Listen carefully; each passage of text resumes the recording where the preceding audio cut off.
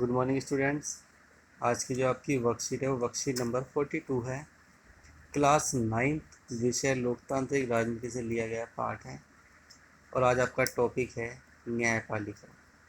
न्यायपालिका आप समझते ही हैं, न्यायपालिका से हमारा मतलब होता है न्याय से। और न्याय की जो प्रक्रिया है वो कैसी होती है एक बार देखते हैं, हल्के से इसको डिस्कस करते हैं।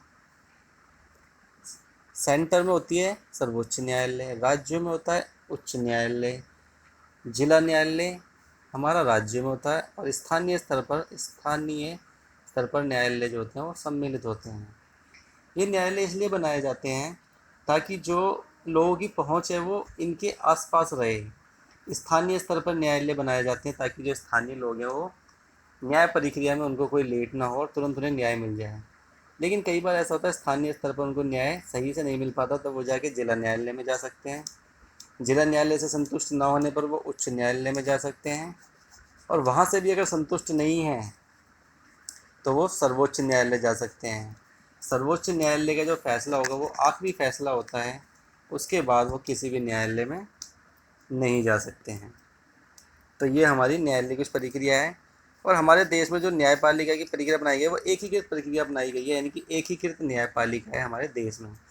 एकीकृत न्यायपालिका का मतलब होता है सबसे ऊपर होता है हमारा सुप्रीम कोर्ट यानी कि सर्वोच्च न्यायालय, उससे नीचे होता है हाई कोर्ट यानी कि उच्च न्यायालय, उससे नीचे होता है डिस्ट्रिक्ट कोर्ट यानी कि जिला न्यायालय। सबसे पहले व्यक्ति डिस्ट्रिक्ट कोर्ट में जाता है, उसके बाद वो उच्च न्यायालय यानी कि हाई कोर्ट में जाता है और उसके बाद वो सीधे सुप्रीम कोर्ट में जाता है। कोई व्यक्ति सीधे ही सुप्रीम कोर्ट में नहीं जा सकता, लेकिन कुछ इसके अपवाद भी है। कुछ केसों में हम सीधे सुप्रीम कोर्ट में भी जा सकते हैं, यानी कि सर्वोच्च न्यायालय में भी जा सकते हैं। अब इसके बाद कुछ और चीज़ें डिस्कस कर लेते हैं, जैसे हम किन चीज़ों में सर्वोच्च न्यायालय में जा सकते हैं, कौन कौन से विवाद हैं वो जिसके लिए हम सीधे सर्वोच्च न्यायालय में जा सकते हैं और उसकी शरण ले सकते हैं। जैसे देश में नागरिकों के बीच विवाद हो जाए और नागरिक और सरकार के बीच जब विवाद हो जाता है तो इसकी सुनवाई के लिए हम सीधे सर्वोच्च न्यायालय की शरण ले सकते हैं। दो या उससे अधिक राज्य सरकारों के बीच जब विवाद हो जाता है तो इसका निपटारा भी सर्वोच्च न्यायालय ही करता है। केंद्र और राज्य के बीच जब विवाद हो जाता है किसी बात को लेकर तो उसका निपटारा भी कौन करता है? सर्वोच्च न्यायालय करता है। इसके बाद है फौजदारी और दीवानी मामलों में जो अपील है वो सर्वोच्च न्यायालय में की जाती है और इसकी सुनवाई सर्वोच्च न्यायालय ही करता है। अब फौजदारी कानून कौन से थे? लड़ाई झगड़ा हो जाना, कत्ल कर देना किसी का, या मर्डर कर देना, या जान से मारने की कोशिश करना, जो ये केस होते हैं इन केसों की सुनवाई जो होती है वो फौजदारी कानूनों के अंदर की जाती है। और इसमें हम क्या करते हैं, इसमें जो मेन चीज़ होती है वो होती है किसी को पनिशमेंट दिलाना, सज़ा दिलाने के लिए इसमें अपील की जाती है फौजदारी कानून में। दीवानी कानून वो होते हैं जो सिर्फ अपनी वस्तु को प्राप्त करने के लिए कोर्ट की शरण ली जाती है। जैसे ज़मीनी विवाद यानी कि ज़मीन पे कब्जा कर लेना, तो व्यक्ति अपनी ज़मीन को वापस लाने के लिए कोर्ट की शरण लेता है, तो ये मामले भी सीधे सर्वोच्च न्यायालय में जा सकते हैं। यह उच्च न्यायालय के फैसले के खिलाफ भी सुनवाई कर सकता है, यानी कि अगर आपको ऐसा लगता है कि जो उच्च न्यायालय जो हाई कोर्ट है उसने आपकी जो सुनवाई है वो सही से नहीं करी है और उसका जो निर्णय है वो आपको सही नहीं लगता, आपको मंजूर नहीं है, तो आप सीधे सुप्रीम कोर्ट में भी जा सकते हैं, सर्वोच्च न्यायालय की शरण ले सकते हैं। उसके बाद है न्यायपालिका की स्वतंत्रता। हमारी जो न्यायपालिका है उसको कार्यपालिका और विधायिका से बिल्कुल अलग रखा गया है। विधायिका और कार्यपालिका से बिल्कुल अलग रखा गया है, इनका कोई भी हस्तक्षेप नहीं होता न्यायपालिका के ऊपर। विधायिका का काम होता है कानून बनाना, कानून बनाना। कार्यपालिका का काम होता है इन्हें लागू करना, उन कानूनों को लागू करना। अब ये दोनों कानून बनाते हैं और लागू करते हैं, लेकिन उनका जो निरीक्षण करता है, जो उनको जनता से मानने की अपील की जाती है कि कोई भी उन कानूनों का उल्लंघन ना करे, वो काम होता है न्यायपालिका का। लेकिन अगर इन कानूनों में न्यायपालिका को ऐसा लगता है कि जो कानून बनाए गए हैं वो जनता के हित में नहीं हैं, तो न्यायपालिका संसद के पास इसको पुनर्विचार के लिए भेज सकती है कि ये जो कानून है, जो नियम बनाए हैं, आपने कानून बनाया है, ये जनता के हित में नहीं है, इस पर एक बार फिर से पुनर्विचार किया जाए। इसी वजह से सभी आधुनिक लोकतांत्रिक देशों में अदालतें विधायिका और कार्यपालिका के अधीन में नहीं होती। यानी किसी भी लोकतांत्रिक देश में जो न्यायपालिका है वो कार्यपालिका और विधायिका के अधीन में काम नहीं करती, इसके अंडर में काम नहीं करती, वो इन दोनों से ही स्वतंत्र होती है। भारत का राष्ट्रपति देश के सर्वोच्च न्यायालय और उच्च न्यायालय के न्यायाधीशों की नियुक्ति करता है। अमूमन सर्वोच्च न्यायालय के सबसे वरिष्ठ न्यायाधीश को ही प्रमुख न्यायाधीश नियुक्त किया जाता है। राष्ट्रपति अपनी मर्जी से जो सबसे वरिष्ठ न्यायाधीश होता है उसको न्यायाधीश, सर्वोच्च न्यायालय का न्यायाधीश नियुक्त कर देता है।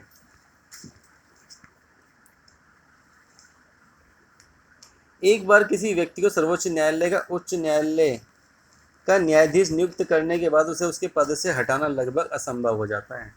अगर एक बार किसी व्यक्ति को सर्वोच्च न्यायालय उच्च न्यायालय का न्यायाधीश नियुक्त कर दिया तो उसको उसके पद से उसकी आयु समाप्त होने से पहले नहीं हटाया जा सकता, जो कि उनकी एज कितनी होती है, 65 ईयर। 65 ईयर एज से पहले किसी भी न्यायालय, सर्वोच्च न्यायालय या उच्च न्यायालय के न्यायाधीश को उसके पद से नहीं हटाया जा। सिर्फ एक कंडीशन में उसको उसके पद से हटाया जा सकता है, वो पद है संविधान में कदाचार का आरोप लगाकर।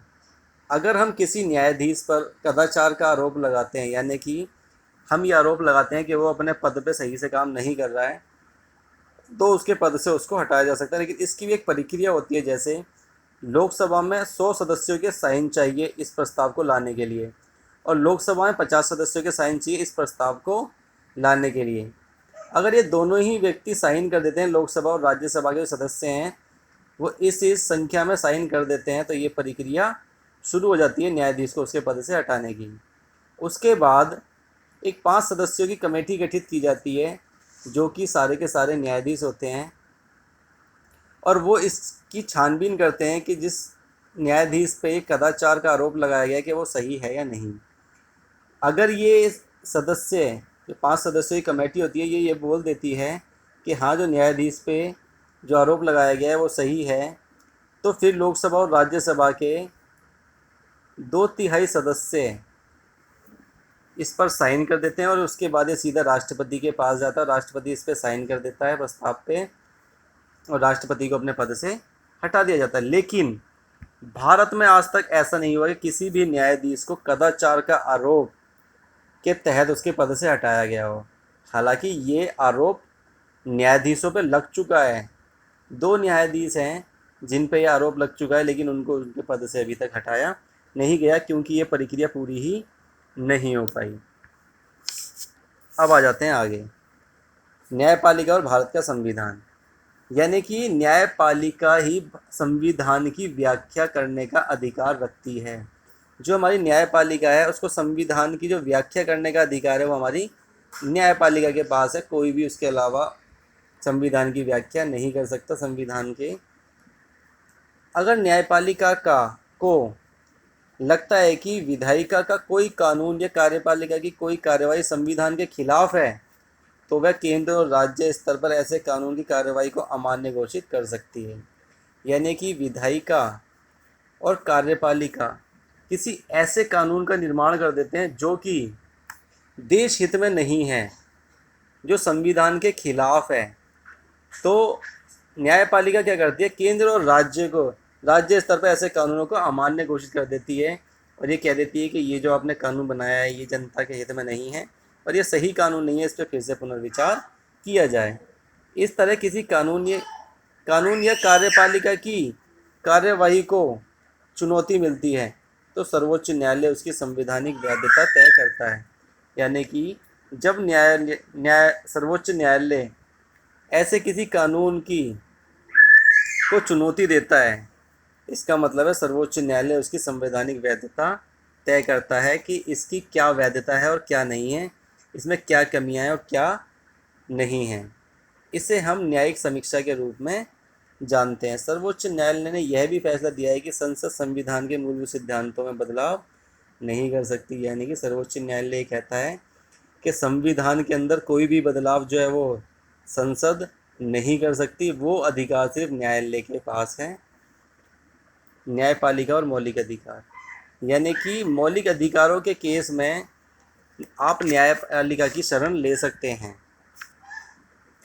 अगर आप मौलिक अधिकार से संबंधित किसी केस की कार्रवाई के लिए सीधे सर्वोच्च न्यायालय भी जा सकते हैं और उच्च न्यायालय भी जा सकते हैं। अगर आपको लगता है कि किसी व्यक्ति ने आपके मौलिक अधिकार का हनन करा है या आपको ठेस पहुंचाई है, तो आप उसकी सुनवाई के लिए सीधे सर्वोच्च न्यायालय और उच्च न्यायालय जा सकते हैं। वहाँ पर जाते ही जो उच्च न्यायालय और सर्वोच्च न्यायालय 5 प्रकार की रिट जारी करता है और इस पर कार्यवाही करता है। इसके बाद आपके कुछ क्वेश्चन हैं। अगर किसी बच्चे को कोई क्वेश्चन समझ ना आए, कोई प्रॉब्लम हो, तो मुझसे डिस्कस कर लें।